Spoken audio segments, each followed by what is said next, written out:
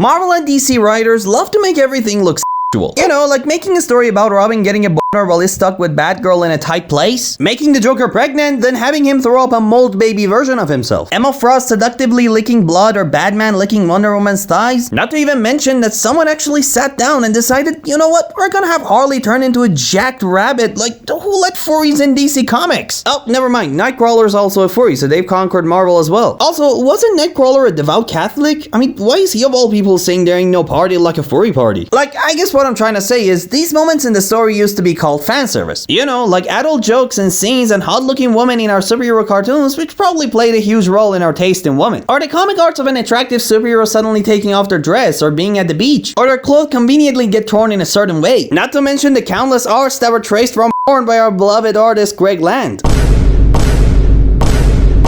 You know, the writers were having fun with it when they themselves throw jabs at their own perversions. But recently writers are inserting some freaky stuff in their stories that honestly shouldn't see the light of day. Like, I'm sorry, what is this? Bruh.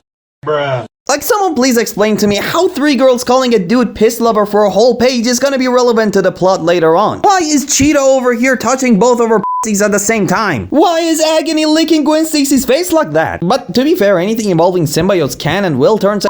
It's a literal goo that'll turn into latex and give you tentacles. Not to mention anti-venom symbiote, which is basically sentient cum. We smoking symbiote.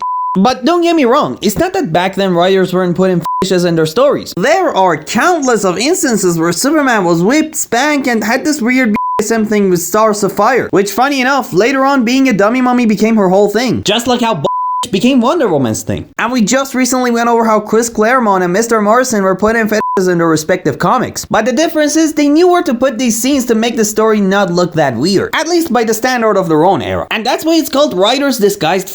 But compared to nowadays, there's just nothing disguised about it. I mean, how is Batman having a thing for feet or going down on Catwoman is gonna make the Harley show funnier? Not gonna lie, seeing what the Spot can do with his powers was genuinely one of the most messed up moments in comics for me. And it was so unnecessary. And then we have writers like Jeremy Whitley talking about how superheroes having muscles is useless to the plot, and characters like Emma Frost having a thin waist is unnecessary. Like, man, you're fighting the wrong battle here. But I'm curious to know what you guys think of this. Please let me know in the comments below, like and subscribe, do all the good stuff, and I'll see you on the next one. Bye.